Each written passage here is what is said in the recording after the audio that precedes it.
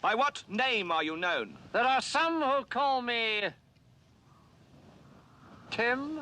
Welcome to another episode of Timmy Talks, the channel where we talk old school magic. And today we are back once again in the beautiful Amsterdam for the Raging Bull series, and we have reached the semi-finals, and I'm really stoked for this match. We've got two great players going face to face. We have Koen on the left. He is the defending champion, so make it all the way into the semis. That is an accomplishment, of course, after winning it last year. And he's playing with his Deadguy Ale deck, but this time he's added red to the mix. A really beautiful deck. He's taking on Gwenn, and Gwenn is playing triple S, so mainly blue and white control. Now, before I jump into the deck text, I've got lovely deck photos of both of these decks. I would first like to point out that, as always, you can also choose to go to the match first, check out the deck text later. I know some people prefer to do that. The easiest way to do this is by checking out the description below. There you will find a timestamp, multiple timestamps actually, but one of the timestamps reads MTG Games. So click on MTG Games, it'll take you straight to the games. And in that same description below, you will also see a link to the Timmy Talks Patreon page. So if you want to become a supporter of the show, if you want to help me continue making this content for you, please consider becoming a patron of the show. Check out patreon.com/TimmyTalks to find out how you can do that. Okay, and now that you're fully informed, I'm going to continue with the deck decks. I'm going to start with the deck of the player on the left. That is Koen, Deadguy Ale on Acid. Let's have a look. And here we see the deck of Koen, Deadguy Ale, and maybe actually Deadguy Ale on Acid, this deck is called. Before that, he had the version Deadguy Ale on Steroids. Maybe it's nice to tell you a little bit about where the name Deadguy Ale actually comes from, because it's a play on words. Chris Pikula, who actually invented the original Deadguy Ale deck, was a member of Team Deadguy, which also included John Finkel and David Price. So it actually has nothing to do with old school, but ever since that happened, every pretty good black and white, mainly aggro decks were named Deadguy Ale decks. So when you're making that in old school, obviously you're also going to give it that name Deadguy Ale. Then they started adding the blue power, so they started calling it Deadguy Ale on Steroids. And now he's added red into the mix as well. So it started as a 2-color deck, then became a 3-color deck. Now it's a 4-color deck with Wheel of Fortune and 2 lightning bolts included. And I guess if you mix the blue steroids with the burn from red, you get acid. So it's Deadguy Ale on Acid. And then there's also a green card in the sideboard. So, I mean, you could be pessimistic and say it's going more and more towards a 5-color good stuff deck. But I don't think that's true, and I don't think that's fair, because the big chunk of the deck is still black. I mean, black is just the most important element in this deck. I mean, the creature base is completely black, for example. We've got 4 Juzam Djinns, 4 Hypnotic Specters, a Sengir Vampire, and then we've got the Underworld Dreams. I think Underworld Dreams in a controlling meta like old school, where so many decks, you just want to draw a card with Jam Day Tome and pass the turn and control the whole situation. You know, an Underworld Dreams can be your game winner. You know, it's such an important enchantment. And I do understand the inclusion for blue power. You know, if you want your deck to be competitive at tournaments like the Raging Bull series, you almost have to add your Ancestral Recall and your Time Walk. And of course, when you play Underworld Dreams, that Time Twister is really good as well. And talking about draw 7s, that's probably where the idea came from, to also add that Wheel of Fortune. And the fact that they're all just a single blue to play or a single red to play makes it so easy to kind of splash them in. Of course, it does have an effect on your mana base. As you can see here, if your opponent will have, a Blood Moon, you're going to have a tough time. But even against that, you can still make it all the way up here, right? So even though when you look at the photo, you would say, oh, but what if you play against the Blood Moon? Well, I guess that's happened, and he survived because he's here now, you know? So yeah, what does this deck want to do? I think it's pretty obvious, right? You play at your big creatures that are pretty cheap to cast. I mean, Juzam is a 5/5 for 4. Those are great stats. He's not even playing Dark Rituals anymore. He doesn't have to ram them out quickly. He's just going to ram them out maybe on turn 3 if it has a Mox or a Soul Ring. But he's not even going to ram them out early, because he's got all the control elements as well, with, of course, the Disenchants and the Swords. That's a white part that's really helping him there. And, of course, he's got the Mind Twist as well, you know, to twist somebody's hand.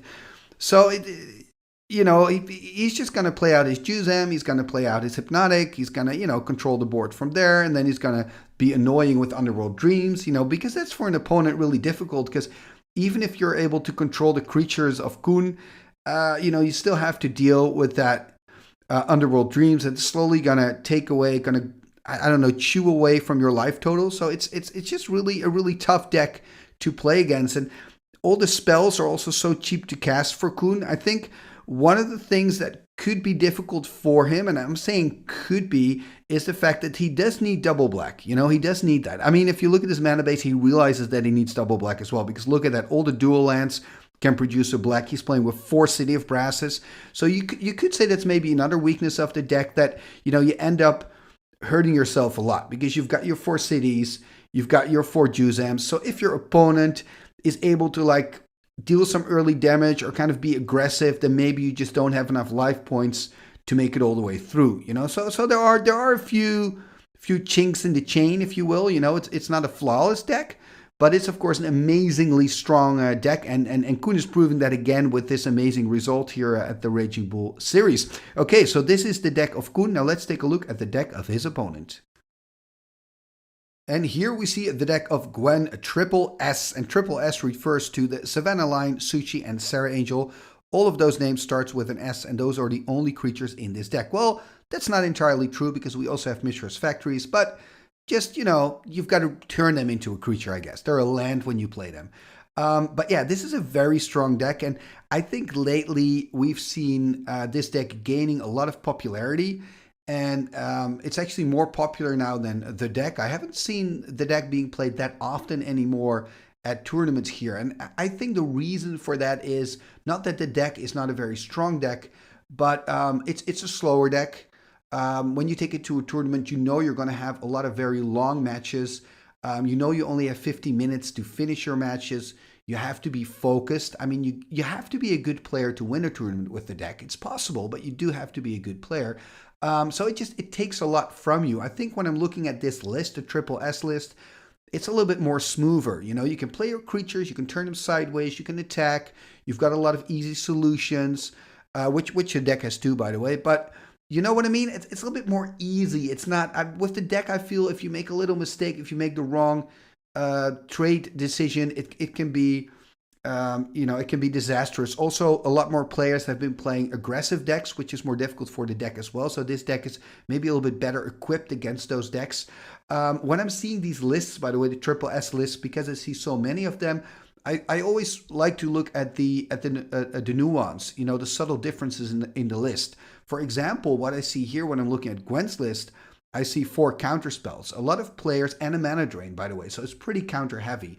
There are also players who prefer to, for example, go with 4 Psionic Blasts and play with less counter magic. There are also players who like to combine this with 1 or 2 Jam Day Tomes. We see no Jam Day Tomes in this deck, So it's always for me interesting to see the differences in the decks. And I don't really have an opinion as to, what version is the strongest. I guess the results will tell us what is going to be the strongest. And, the fact that Gwenn has made it here all the way into the semis kind of says that this is a pretty strong deck. But we kind of knew that already. And I keep talking about blue and white, by the way. There are 2 black cards in this deck. And guess what black cards they are? I think you already know, right? There are usual suspects, Demonic Tutor and Mind Twist. With all these cards, right, these very powerful restricted cards, I always wonder, what if Demonic Tutor would be 2 black instead of 1 black and 1? What if Mind Twist would be 2 black and X?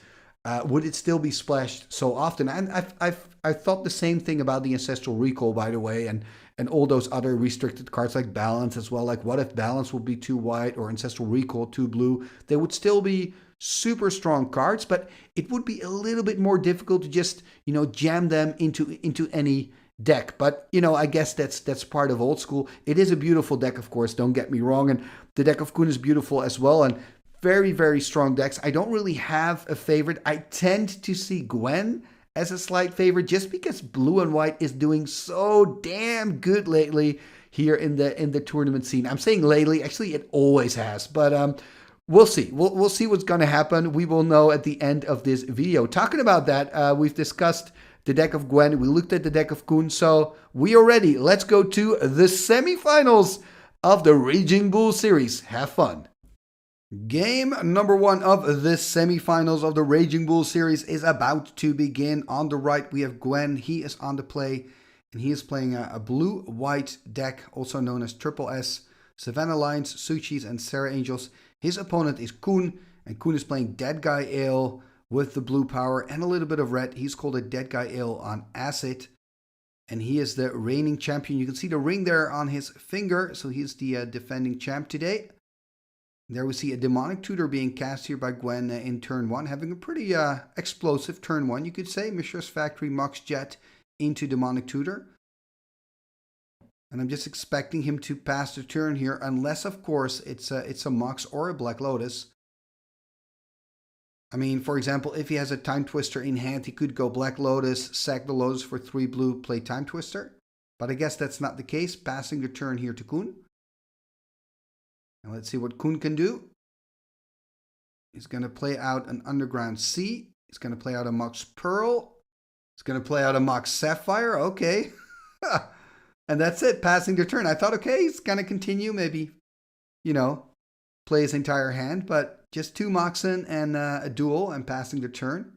Here we see a Volcanic Island for Gwenn. And it looks like he looked up that Ancestral Recall in hand. He's not going to play it out, though, worried, of course, about a potential counterspell. So remember, these players haven't seen each other's deck lists. They probably have an idea what the other person is playing, but they haven't seen the list. And here we see a Badlands by Koen. So now he's got 2 black. So that kind of opens the door to Juzam, to Hypnotic Spectre, to his creature base. And I wonder if he's going to do that. Knows, of course, that Gwenn doesn't have double blue yet, so it doesn't have to worry about counter magic. There's a Juzam Jin 5/5. There's an Ancestral Recall. He's going to draw 3. Of course, the risk for Koen is if Gwenn is playing with Power Sync, but we don't see Power Sync that often, especially not in the type of deck that Gwenn is playing. So it's kind of safe to say for Koen, if my opponent doesn't have double blue, I'm kind of safe to play out my creatures. So it was a well-timed play by Koen. And now let's see what Gwenn picked up from the Ancestral Recall and, of course, from the card drawn for turn. He is playing with 1 City in a Bottle main, I believe. So that could come in handy, of course, in this match. Yep, there's a City in a Bottle. Wow, man. That is, of course, tough for Koen. It's just the 1 copy in the deck and then attacking for 2 as well. Yeah, this is a huge advantage because the City doesn't just, destroy the Juzam. It also blocks Koen for the rest of this match, or this game, I should say, to play out any cards from Arabian Nights, which is tough. He's playing 4 City of Brass, and he's playing 4 Juzam Jins. So a difficult situation here early in the game for Koen. Of course, his deck is more than just the Arabian Nights cards, but this is a huge hit. Does have a Disenchant in hand, it seems, but that's a big problem, right? The City already had its value, and even if you disenchant it now, it's going to be a 2-for-1. He is going to do it, though. You kind of have to, I guess, if you're in Koen's position. There's a Time Walk, okay. At least taking an extra turn. There's an Underworld Dreams in hand, I believe. It's going to tap for... Oh, again a Juzam. So this is cool, man. So we just saw Gwenn, of course, getting rid of the first Juzam, but the second Juzam is here, back on the board. And I wonder what Gwenn's going to do. Look at that, playing out his Library of Alexandria. How many cards does he have in hand? 6, I believe, or 5? It's kind of hard to see. It's going to take a damage. And I wonder now if Koen is going to attack with the Juzam, because one of the things that Gwenn could do is double block. Of course, if Gwenn does double block with his Mishra's Factories, there's always the risk that Koen can play a Disenchant or a Swords before damage is dealt on one of the 2. And we see that Gwenn is not even thinking about taking the risk, immediately going to his notepad there. So he's on 15 after that hit. And hopefully Gwenn's also going to use the dice. And here we see Koen tapping 3. There's an Hypnotic Spectre, the 2/2 flyer. And yeah, it's looking pretty good. This hippie can be really annoying for Gwenn. Does he now have 7 in hand? Gonna go up to 8. I would be surprised if there's not a single solution for the Hypnotic Spectre in his hand. One of the cards I see there is a Savannah Alliance. There's an Underground Sea. Ooh, look at that. He's just gonna pass the turn. Another damage here for Koen, dropping to 16. Yeah, I'm just expecting a full swing. Exactly. Is he going to take the full 7 and lose a card in hand? And of course, so when we look at the mana base, by the way, of Gwenn, we can see he misses one really important color in his mana, and that is white. He cannot play out a single white card. Doesn't have access to white mana. And if he takes this damage, he's going to drop down to 8, and he's going to lose a card in hand. So that's pretty big. But if he chooses to double block with the factories on the Juzam, there's a huge risk that Koen maybe has a Disenchant or a Swords to Plowshares. Look at that, taking the damage, dropping to 8. Ah, thank you, Gwenn, using the dice, that's great. Now we can follow your life total as well. And he's going to lose a card. I mean, despite the fact that Gwenn has that Loa, it's just not great for him. Counterspell gone. And that kind of means that for Koen, it could be safe to play out another spell. Even if Gwenn has a second counterspell, let him counter it, because then he goes down to 5 cards in hand. And yep, there's the Hypnotic Spectre. So there's the counterspell. So this is the scenario I talked about. You see the camera being a little wobbly, by the way. Sorry for that. But yeah, this is also good news for Koen, because now Gwenn has 6 cards in hand, cannot use the Library of Alexandria. So I really understand that play with the Hypnotic. Here we see a Chaos Orb. He's going to flip it immediately. He's going to flip on the Juzam. Even if he hits it here, it's still looking good for Koen, because Koen's going to take away another card in hand from Gwenn and going to put him on 6. Let's first see if the flip hits. It's a hit. Yeah, I was kind of expecting it to be a hit. What else does he have in hand? There's just a pass. And I think I saw a mana drain there for Gwenn as well. And it's so annoying. Your opponent's attacking with the hippie. You're losing cards every turn, especially when you lose counter magic to an Hypnotic Spectre. Gwenn here dropping to 6. Going to lose the card on the outside, which is a Savannah line. So it's not too bad for Gwenn. Could have been worse.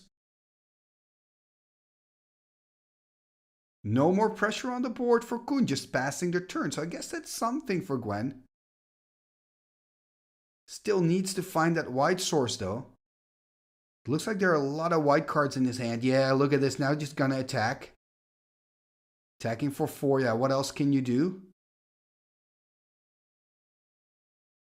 And I guess Koen doesn't have or doesn't want to fire off a Disenchant. So 4 damage. Koen here dropping to 12. And there's the attack. So Gwenn dropping to 4. Going to lose another card in hand. And it's the mana drain. I think he has at least another white card in hand. It's hard to see. Koen just passing the turn. That looks like a Black Lotus being drawn from the top. Not 100% sure, but if it is, it could help him fix his mana issues at least. There's the attack for 4. So Koen's going to drop to 8. He's no longer using the dice for some reason, but he took a hit previous turn and a hit again. Here we see that Black Lotus from the top. Going to crack the Lotus. Going to pay an extra. Okay, going to play a Disenchant here. Going to tap it for a white floating. Why not? So still 2 white floating. Has another Disenchant in hand. Yeah, look at that. Just going to completely take care of the Moxen here. Yeah, there's that white floating. Could fire off a white on the Mishra's Factory or on the Lion. He is going to play... Oh, yeah, Lightning Bolt there. That was quick. Kind of that Lightning Bolt on Gwenn. Put him on 1, then attack with the Hypnotic and killing him. And there you can see that inclusion of Koen, right? Because he changed his Deadguy Ale deck and added 3 red cards 2 lightning bolts, and a Wheel of Fortune. And now you can already see how strong and how decisive a lightning bolt can be. So game number 1 here, going to Koen. We're going to give both players some time to dive into their sideboards, and we will catch back up with them in game number 2. Game number 2, here we go. So the first game won by Koen, meaning that Gwenn is on the play here, starting with an Underground Sea. What else can he do? And there's an Ancestral Recall, probably doing this in the upkeep of Koen. I assume so. Oh, there's a Soul Ring amongst those 3 cards and a Swords to Plowshares. Pretty nice. So now Koen drawing for turn. Let's see what he can do on his opening turn. There's a Factory, Mox Emerald, Mox Sapphire, and a Black Lotus. Look at that opener. That is insane. The question is, of course, does he have a follow-up? I do believe I see 2 Suchis in hand. So I guess those Suchis came in for the Juzam Jin. Yep, gonna sack the Lotus, tap the Emerald, play Suchi turn 1. So that's pretty decent. Then again, there are a lot of answers here for Suchi in the deck of Gwenn. Abyss is not one of them. I believe it just drew into an Abyss there. There's a Maze of If. That's of course a great answer to the Suchi, and a Mox Pearl. I wonder if he's also going to play out the Soul Ring. I mean, why wouldn't you? But maybe he has his reasons. Also has, I believe, a Psionic Blast in hand. Could it be a Psionic Blast there next to the Soul Ring? Anyway, going to tap the Underground Sea for the Soul Ring.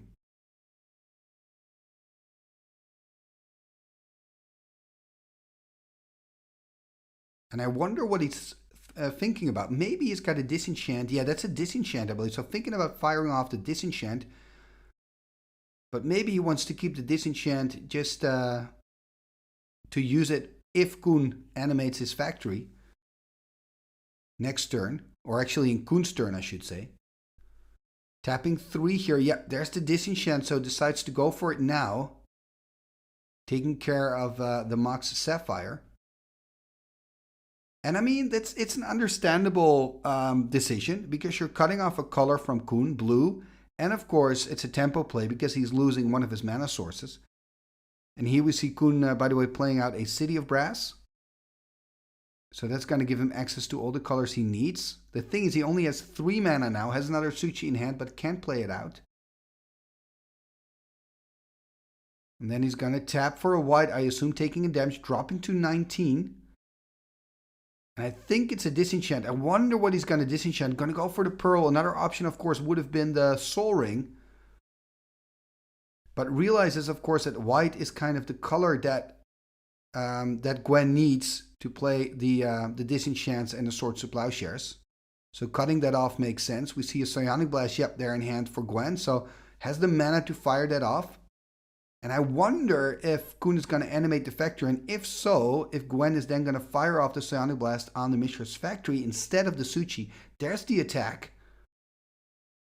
And look at that. So he is going to fire it off on the Mishra's Factory.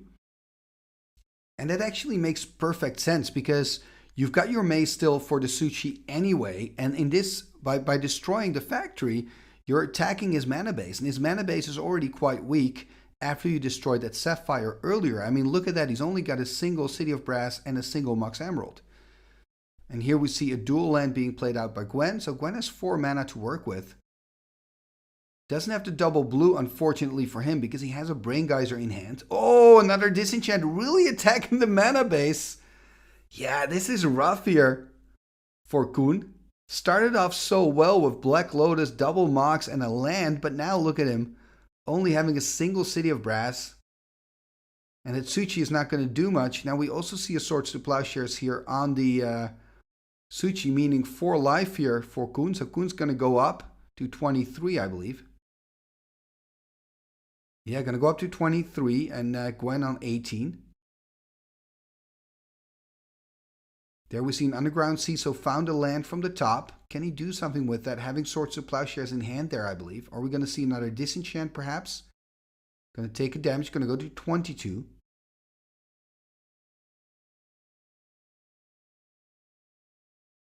What are we going to see? Okay, there's a Sinkhole. He is going to go for the Maze of If. Yeah, that's got to be tough. It's got to be tempting to also kind of keep attacking the mana base. There we see a strip mine on the City of Brass and a Suchi and a pass turn. That's of course unfortunate for Koen, right? Because that City of Brass could give him the white mana he needs. I believe he's got 2 Swords to Plowshares in hand, but cannot do anything with it. There's the attack for 4, gonna drop to 18. And now it could go really quick, also because of that Mishra's Factory being played out. So next turn, yeah, there we see the Abyss, okay. Maybe I would have kept the Abyss in hand, because now you're also showing to your opponent that you've got Abyss in your deck. There's the attack for 6. Koen dropping to 12. There's the pass. It's looking really, really good here for Gwenn, and that means we're probably going to go to a game 3. Okay, no, I want to say, okay, that's a white source, but it's not. It's a Badlands. Needs white mana. Gonna tap 2. There's another single. Okay, at least taking care of the factory. That's a little bit less damage. That means you're on a 3-turn clock instead of a 2-turn clock now. There's the attack. Gonna drop to 8. Koen really needs a white source.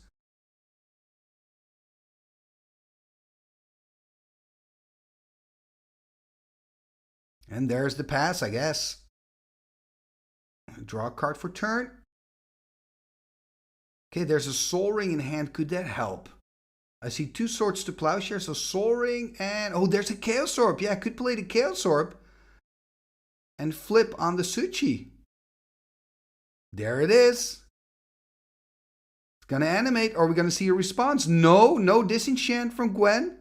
And it's a hit. Wow, I mean, Koen did that very smooth and quick, but there was a lot of pressure on that flip. And I mean, it's still looking great for Gwenn. He's on 18, Koen's on 8, but Koen still has a fighting chance. And there's, I believe, his Mind Twist altar.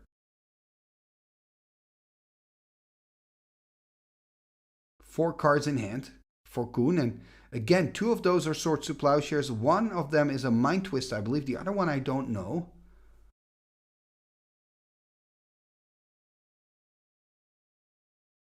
Taking his time here, asking how many cards Gwenn has in hand.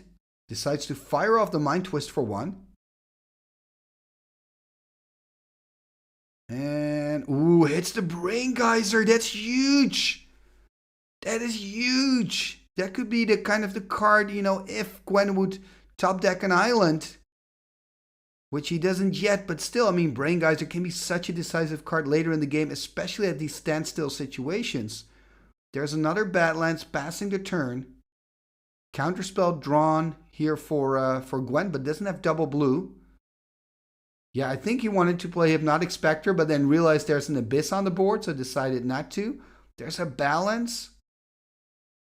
So that entire hand of Gwenn is filled with answers, but what he needs is a threat. Koen, of course, being on 8, he just needs a creature. Koen tapping 4. Okay, there's a Suchi. And remember, Gwenn doesn't have double blue to counter here. I do believe he's got some Swords to Plowshares in hand. Not 100% sure, though. Hard to see what he has. There's a Suchi of his own, I believe. I think there's a Disenchant in hand and a Swords to Plowshares.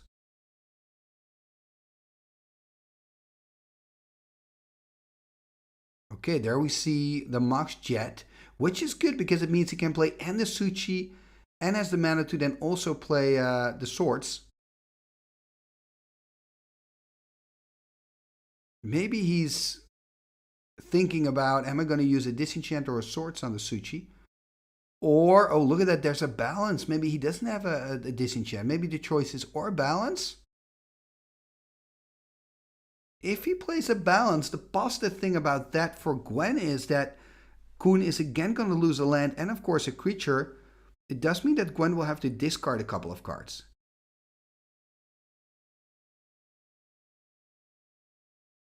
So those are kind of the choices. He could also go for Swords to Plowshares, fire off the Suchi. Another line could be just play the Suchi. He's going to tap 2 here. Are we going to see the Balance? Untapping it again, though. Now he has Disenchant at the front, so Disenchant is also an option. I think in this situation, what I would do, and I'm not saying, of course, that's the right decision, but I think I would play out the Suchi, pass the turn, take 4 damage from Koen's Suchi, because you're on 18, go to 14, and then next turn, you know, you could always play out the disenchant on Koen's Suchi and then hit him for 4 and put him on 4. I think that would be kind of my line.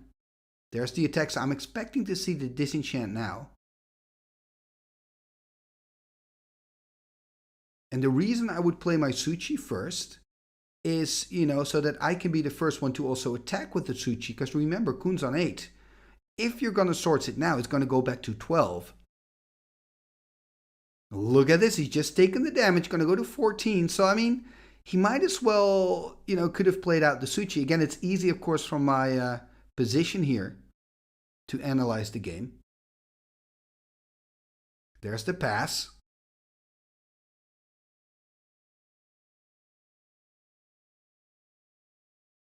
Let's see what Gwenn's going to do. This is going to be interesting. Is he going to play out that Suchi? Yes, he is. And he's going to keep it wide open. No, he's not. He's really... Gwenn is doubting every move at the moment. Now, do remember, these players have been playing the entire day. We start at 11 in the morning. And if you're in this semi-finals, it means it's like 10 in the evening. Or 9, perhaps. And they've been playing intense Magic the entire day.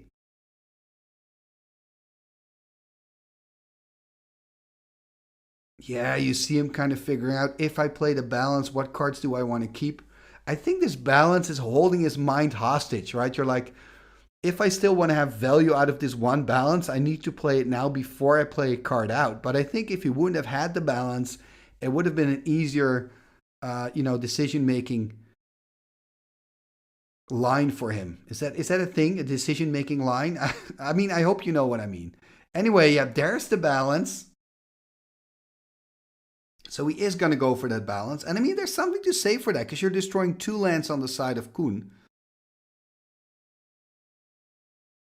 Yeah, Koen losing 2 lands, which is a pretty big hit. And he's going to lose the Suchi.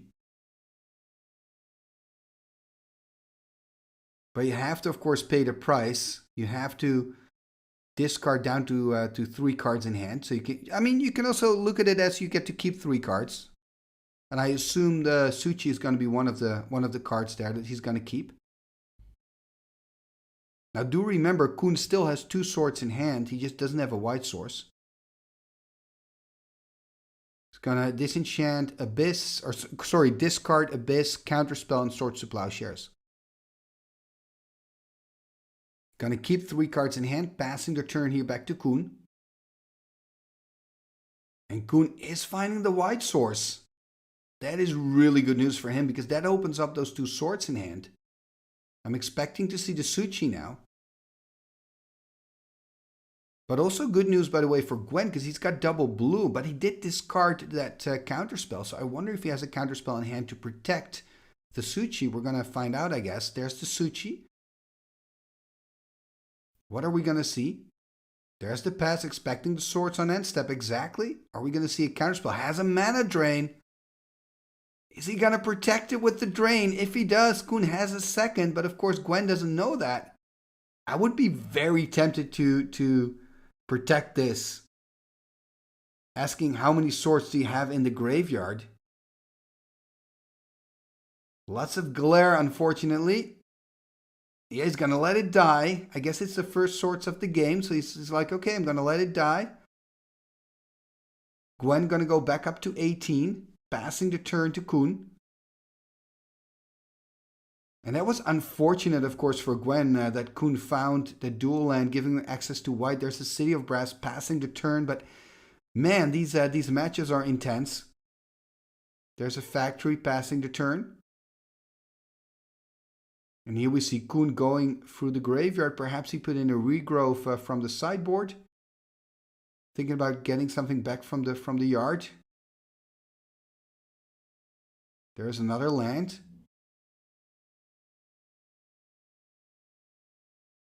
There's the animate. There's the attack for 2. There's a Swords to Plowshare, so that's 2 more life. It's just really difficult for Gwenn here to kind of deal those final 8 points of damage. But now Koen only has 2 cards in hand. And Gwenn, they're also going through his graveyard. 2 cards in hand pass for Koen. So Koen on 8, Gwenn 20. Look at that, Gwenn also just passing the turn. So both players just passing the turn, top decking mode. There we see a strip mine. And I mean, what both decks are really, really good at is having answers to threats. And what's more difficult for the decks is to kind of keep those threats on the table, which makes sense because you're playing against a deck that's good at destroying the threats. So it's kind of a catch-22 that both players are kind of in, having a handful of answers. And then as soon as you have that single one threat, you almost know for certain that's going to be destroyed. And I think there's a little like edge that Gwenn has because he is playing with counter magic, but it's difficult. Anyway, there's the factory now on board. I wonder if he's going to attack with it. I guess not. Going to tap 2. There's the demonic tutor. Are we going to see a counter spell? I believe he still has that mana drain. Could, of course, allow the demonic tutor and then counter whatever Koen is going to look up. And also with 3 cards in hand for Koen, you don't have to worry about him looking up a Library of Alexandria, for example. And now I guess if you're Koen, I mean, what are you going to go for? Ancestral Recall, Brain Geyser. You probably just want to draw cards. Okay, Regrowth, there's one of the options. So that's a card he brought in from the sideboard. It is interesting to see, by the way, that he decided to put Regrowth in the sideboard.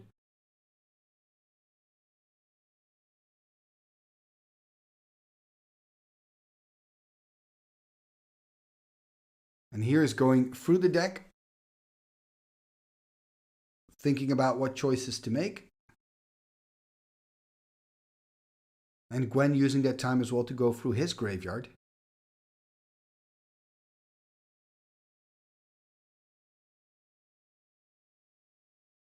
Yeah, I think I would probably just go for the Ancestral Recall here.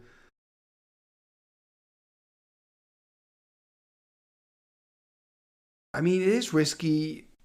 You know that Gwenn has counter magic in his deck, you know. It is what it is.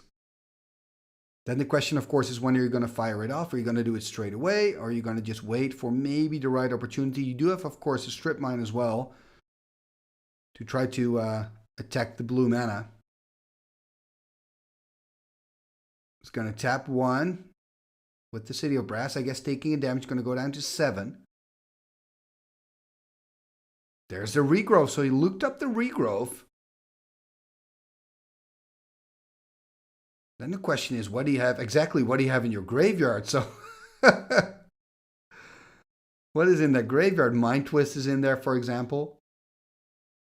Unfortunately, we can't really see. There's so much glare on the cards.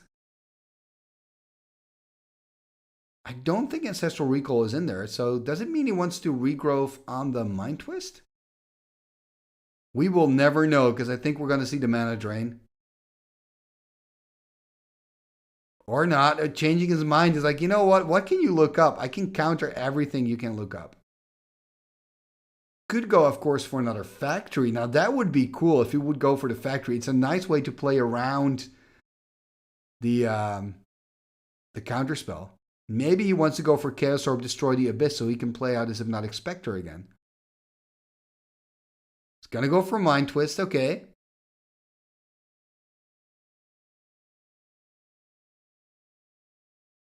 I guess he's just going to pass, right? You don't want to play it immediately.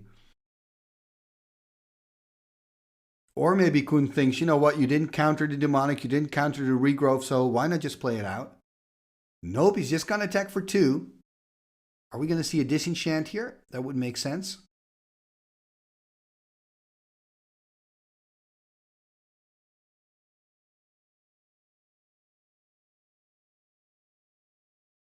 Yeah, Gwenn going to tap 2 or not. Exactly, you got to make sure you know what you tap, because before you know it, you've tapped 2 of your blue sources and you can't counter anymore. There's the disenchant on the factory. Factory gone. Passing the turn now, so Gwenn taking on his turn. He's still on 20. Koen's on 7. And now it's his turn to go through his graveyard, so I guess he's got a recall. He's got a Brain Geyser and an Ancestral Recall in his graveyard. So, I mean, I think those are really juicy targets if you have a Recall in hand. And he does have a Recall in hand. I think the really good news here for Gwenn is, and also for him in this matchup, is that Koen is not playing any counter magic. So you don't have to worry about that. Where if you're Koen, you constantly have to worry maybe he's got a counter spell.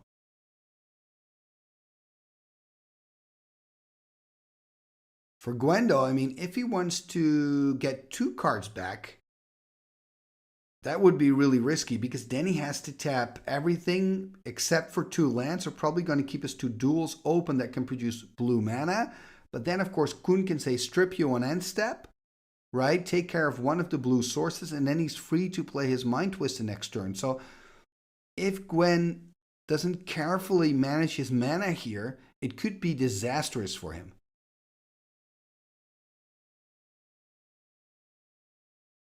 And we see him counting the mana of Koen.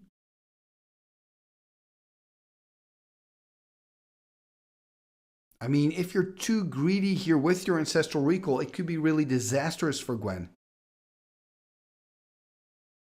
And look at that. I mean, he's keeping those 2 cards separate, but I hope he's realizing that Koen has that strip mine. You need 3 blue sources because of that strip mine if you still want to keep your mana drain up instead of 2.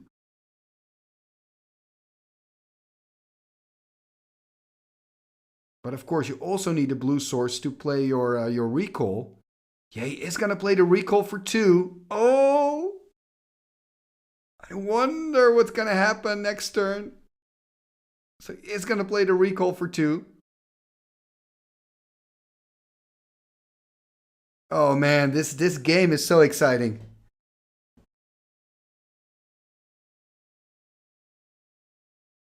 It does have a land in hand, so could play that city. I didn't see that earlier, so I don't think he's played a land yet. So after this, he can play the city, and then he's kind of safe again. Anyway, let's first see what he's going to bin.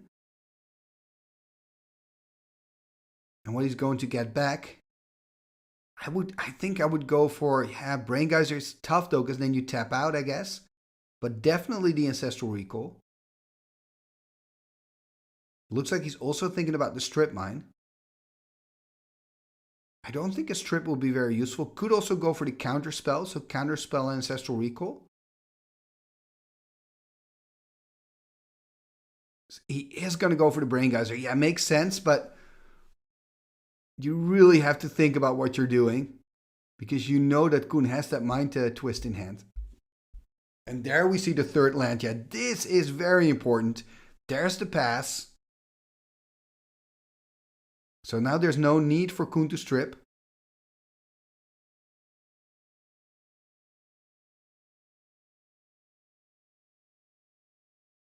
Yep, just going to untap. I'm going to draw for turn. There's a Swords, I believe, found from the top of the deck.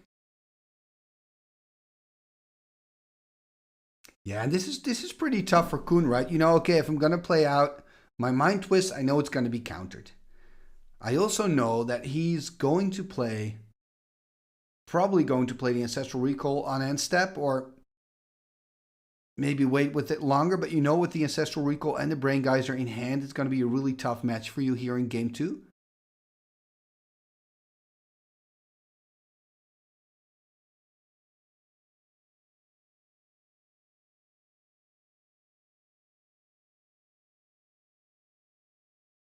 And of course, you know, don't underestimate that Abyss there on the table because, you know, he's playing with Suchis, but he also plays with Hypnotic Specters, Sengir Vampires. He cannot play those out because of the Abyss.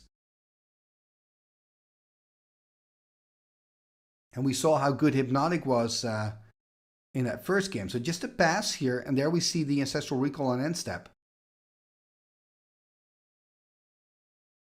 And that means that Gwenn gets to draw 3 cards, then untap, upkeep, and draw card number 4.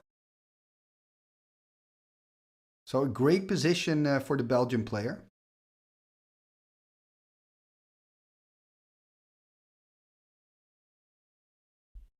There's a volcanic island. So it's really a long match here, long game number 2. We've been at it now for almost 30 minutes. And I kind of do feel that at the end of this long journey, Gwenn will take this game number 2. I think, but we'll see. It looks like he is going to play something out. Sapphire Soul Ring tapped, so 1 blue and 2 in the pool. What is he going to do? There's a time walk. Okay, so he's going to get an extra turn after this one, but what is he going to do with this turn? Going to tap out completely. Oh, wait a minute. Of course, he's going to play out the Brain Geyser, right? Because he doesn't have to worry about the Mind Twist next turn, because next turn is his turn. Are we going to see the Brain Geyser? Oh, huge Brain Geyser. Yeah, this has to be the decider here in game 2. So many cards now. Of course, Gwenn first fired off that Ancestral Recall, and now even more cards for him. The only card that can get Koen back into this, I think, is Balance. But then again, how are you going to resolve a Balance? Let's first see what Gwenn can do playing out a Black Lotus. Going to use it here to play the Psionic Blast. 4 damage on the life total of Koen, meaning he's going to drop to 3. And Gwenn's going to drop to 18, I believe. And now he's going to take on his extra turn. Does he have to discard any cards?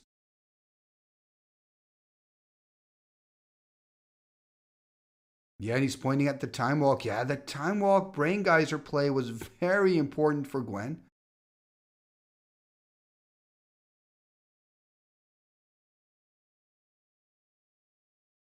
And now he's going to look at his hand. There's a Loa in there.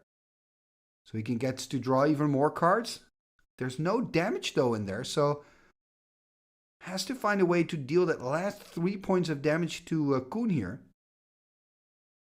Does have a Demonic Tutor, could go for Demonic Psionic Blast, win the game, I think. So there's a Demonic Tutor. And I mean, remember, Koen has no counter magic, so Gwenn doesn't have to really worry about that.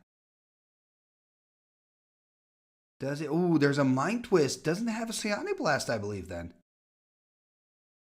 Oh, man. To be honest, I was kind of hoping for the Psy Blast so we can move on to game 3.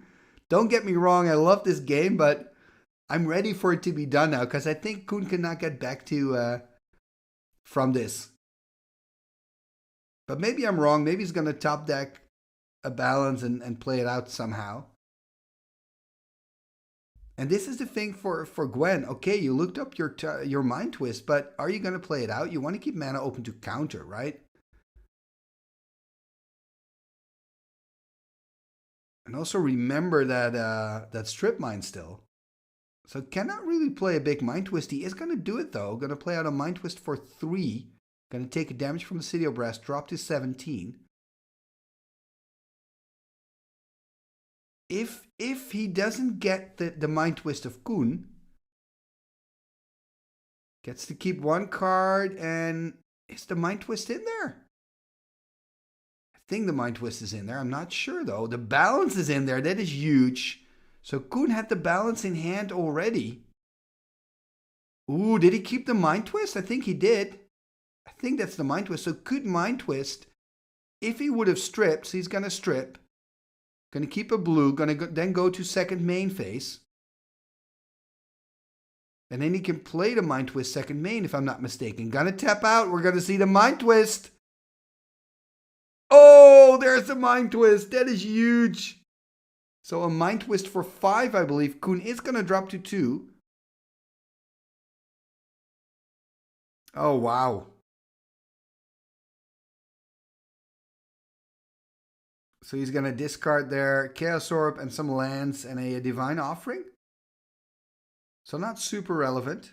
I think the 1 damage dealt by the city is more relevant, actually. Yeah, look at that. There we see a Mishra's Factory from the top and a pass. Is this factory going to be the last 2 points of damage? We do see an Hypnotic Spectre in hand. He can play it out. Oh, there's the... is he going to protect it? Yep, there's the Mana Drain to protect it from the Sinkhole. And I'm expecting Koen now to... No, he should have played out the Hypnotic Spectre, right? There's the attack. That's it. Winning here. And I think Koen had Hypnotic Spectre in hand. Could have played out the Hypnotic to drag it out 1 more turn. I believe But he would have lost. He would have lost. But what a game here in game 2. Unbelievable. More than 30 minutes. That's insane. The good news is we're not done yet. We're going to go to an all-decisive game number 3. Game number 3. Here we go. It's 1-1. So that means Koen's on the play.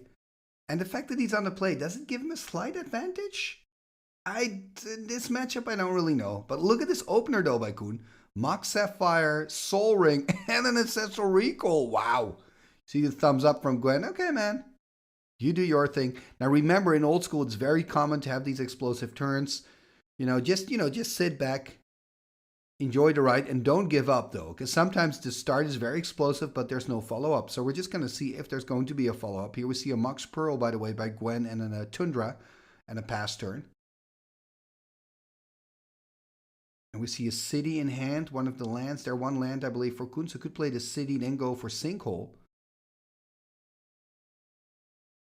I mean, also has a red Elemental Blast coming in from the sideboard against the counter magic, I guess. Is that a Chaos Orb in hand as well, by the way? I believe so. So could also go for Chaos Orb. Just a lot of options here for Koen. I would be tempted to attack the mana base. Gonna tap both. Gonna play the Sinkhole then, I assume. There's the Sinkhole on the Tundra. Are we gonna see... Well, he doesn't have double blue to counter, by the way, so he just has to accept it. Gwenn losing here his land. 19 for Koen. Ooh, look at that. Also playing out. He could flip here. Yeah, of course. Why not? Very good sequencing here by Koen. If he would have done it the other way around, then Gwenn could have played a Disenchant. Of course, Koen really taking his time here. Very important flip. Remember, it's the semifinals. Oh, it's a miss. Yeah, you saw it taking extra time, which is understandable, but sometimes it takes away your mojo. We saw him flip earlier here in the semifinals where he did a fantastic job, but now he misses the flip. It does happen. It's a lot of pressure. Yeah, and this could be a big deal, you know. There we see a Strip Mine here. Because Mox Pearl, of course, gives, Gwenn access to Swords to Plowshares. If he can find a second mana source, it gives him access to Disenchants. It's really a big deal. There we see a Sengir Vampire in hand, by the way. There's a Disenchant now. There's the pass. So it's still looking really good for Koen. But an extra land would be great for him because then he can play the Sengir. There we see a Factory from Gwenn, Mishra's Factory. Okay, there's a Suchi, so we can play that out for 4. Yeah, and Gwenn really needs something here. A land that can produce white mana would be great. There you go. There's the Scrub land, I believe. Okay, there's a Demonic Tutor. What to look up with the Tutor? That's a big question. It's going to go for Ancestral Recall there, I believe. Does it mean that he has another blue source in hand? Or is he counting on drawing a blue source later in the game?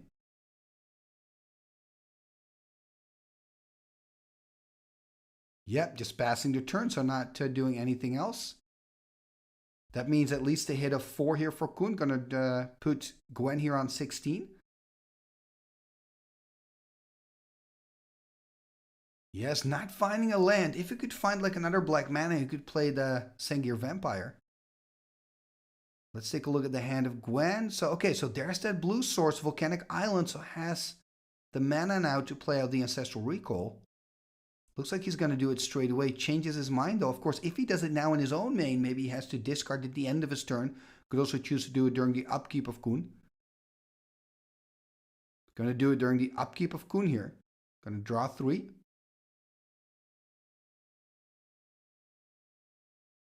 There we go. And then Koen drawing for turn. There's the attack for 4. So look at that.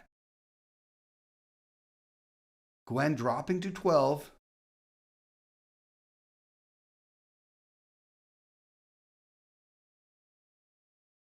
But the problem here for Koen is that he's not finding any more lands. He's going to tap for another Suchi. Okay. The pressure is on for Gwenn. He's on 12. What does he have in hand there? There's a Swords to Plowshare from the top and a Maze of If. Yeah. I mean, Gwenn's deck is so good at defending. It's just crazy. And I have to say, Koen's pretty good at it as well. But I think Gwenn's deck is even more controlling and even more defensive.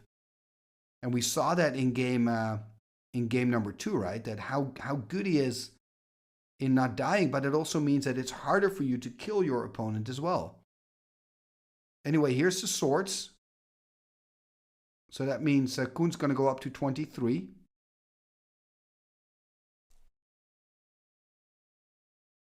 Found a swords as well there from the top. There's the attack. Probably going to send it back with the mace. No, he's going to take the damage here. Oh, that is why you should always attack. Sometimes your opponent forgets. Remember, it's very intense, very long day. Just attack. Sometimes opponents find me a little bit annoying when I do that, because when my opponent has a mace, I always attack and I let him use the mace. But this is why, because sometimes an opponent forgets. Another reason is if you have a time walk, maybe afterwards you want to play a time walk. But if you only attack if you have a time walk in hand, you're kind of giving away that you have a time walk, you know? So there are some reasons. Another one is, for example, when you have, Winter Orb in hand. So there are some scenarios where you want your opponent to tap that mace. Okay, there we see Disenchant on Soul Ring. Yeah, and I think Gwenn knows now, right? Gesturing to the mace, thinking, oh man, that really wasn't smart. Let's see if Koen attacks now, if he's going to use the mace. There's the Badlands. There's the attack. Yep, now sending it back. And Koen on 23, by the way, and Gwenn on 8.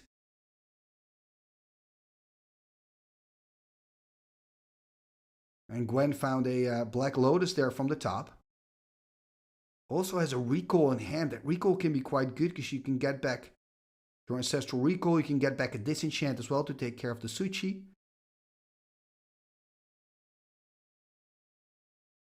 But just a pass though.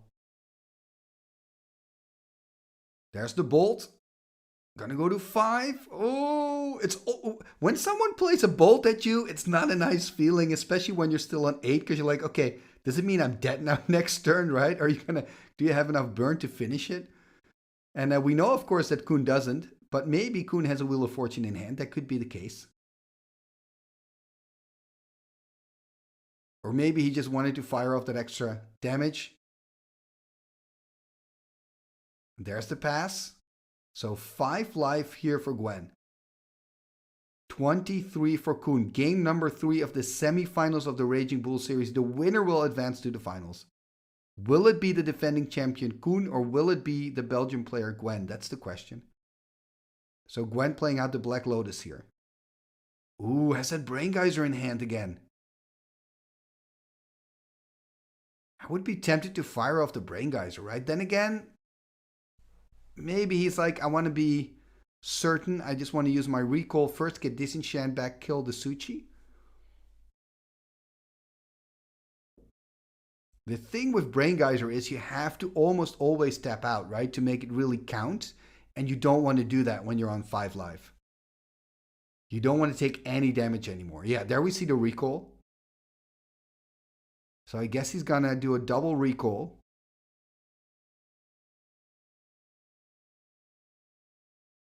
Now remember, Koen does have a red Elemental Blast in hand, so could counter this. There we go. There's the counter, yeah. That makes sense. Also because Gwenn already invested his Black Lotus into this. And he tapped out as well, or well, tapped out, but he tapped down his 2 Mishra's Factories, so potentially Koen could get 2 damage in by animating the factory next turn, attacking with the Suchi, Gwenn only having that 1 mace. But I do think Gwenn also has, or not. No, he doesn't. I want to say I think he has a swords in hand, but I don't think he does. There's the counterspell, though, protecting his recall. Does mean he takes another damage, going to go down to 4. Yeah, this is so risky for him. He's going to get 2 cards back, it seems. But what 2 cards is he going to put in the bin, of course?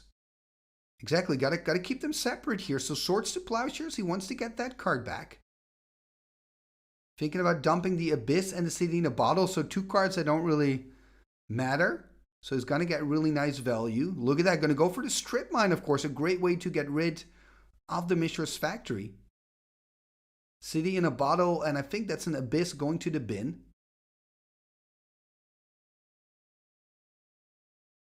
There we see the Strip Mine.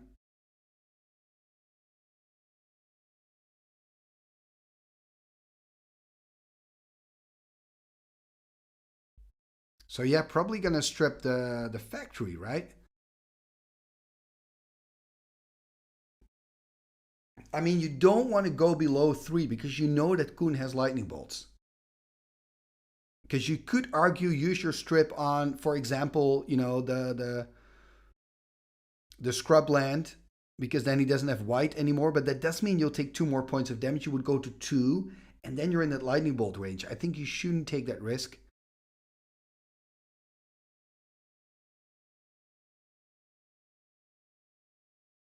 Yeah, so Gwenn really thinking here what to do. And he is going to go. He's going to go for the red source. Yeah, okay. Okay, I didn't even think about that. So that kind of shows how mediocre of a player I am. So that makes sense as well. You take out the red mana so he can no longer play the bolt. Okay, that's a strategy as well. And then, of course, if he has a swords in hand, he can still kill one of the 2 creatures. He can still take out the Mishra's Factory. And that's also tough for Koen, because then you're going to lose a land, right? So animating here, attacking for both. Yeah, there's a sword. So now this play on the Badlands makes perfect sense by Gwenn. Very good play. And I mean, we're not there yet. I mean, Koen is close, but he's not there yet. And it looks like he's now on 25. Is that other red card a bolt, by the way? Passing the turn. Even, of course, if he can fire off the bolt, Gwenn is on 4. So lightning bolt deals 3 points of damage. So Gwenn would still be on 1. So 3 cards in hand here for Gwenn.